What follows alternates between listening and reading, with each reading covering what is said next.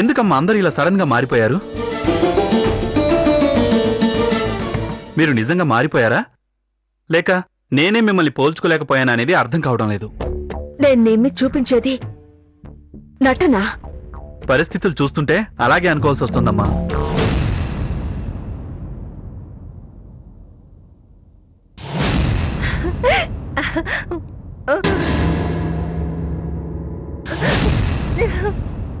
పాపం పిచ్చిది. తను చేసిన పాపానికి శిక్ష అనుభవిస్తోంది కదమ్మా.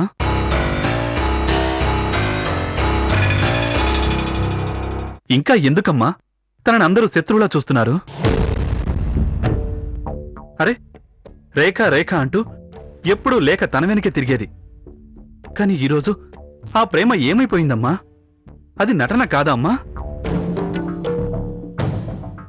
అందరూ ఫోటోస్ తీసేటప్పుడు రేఖని పక్కకి నెట్టేస్తుంటే ఎందుకమ్మా ఆ లేఖ మౌనంగా ఉంది? ఏ పర్వాలేదు, తను నా తోబుట్టువే అని చెప్పలేకపోయిందా? చిన్న గేమ్ అమ్మా.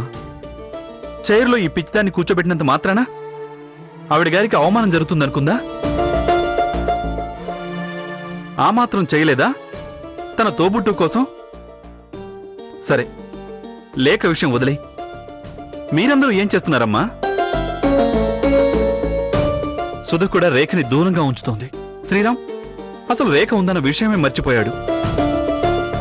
ఎందుకమ్మా ఒకరిపై ఒకరిది పై చేయి కావాలని చూస్తున్నారు? నువ్వు కొన్ని విషయాల్లో మమ్మల్ని అపార్థం చేసుకుంటున్నా. ప్రశాంతంగా ఆలోచించు నాన్నా. ప్రశాంతంగా ఉండనిస్తేగా జగదీశ్వరి ప్రశాంతంగా ఆలోచించడానికి.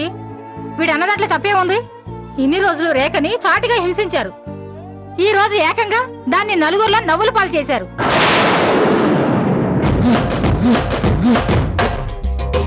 అందరికీ లేకే ఈ ఇంటిని ముందుండి నడిపించేదానిలా చేశారు.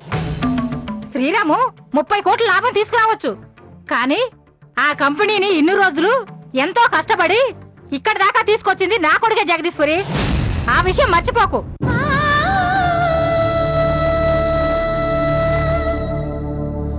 నీ కొడుకా? అలా మాట్లాడొద్దక్కా, నేను భరించలేను. కావాలని నేనన్నమాట కాదు జగదీశ్వరి, నీ ప్రవర్తనే నన్ను అలా అనేలా చేసింది. లేఖనెవరైనా పన్నెత్తు మాట అంటేనే నువ్వు భరించలేవు.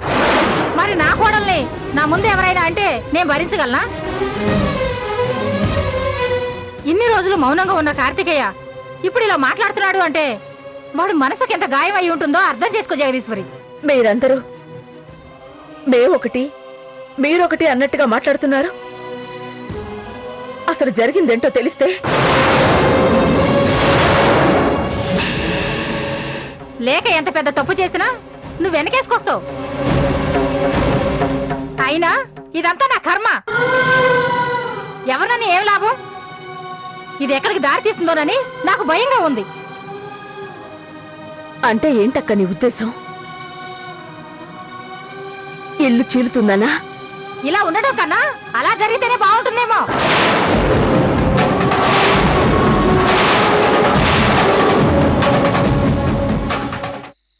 ఏంట్లేక అలా ఉన్నావు? ఏమైంది? పార్టీలో నా పేరెందుకు చెప్పారండి? ఏమైంది?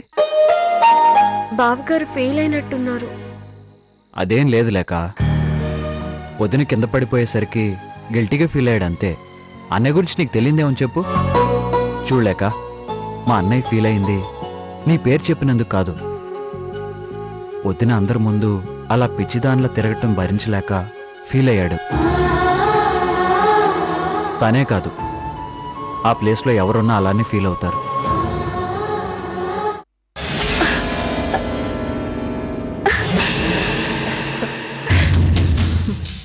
అచ్చి అచ్చి అచ్చి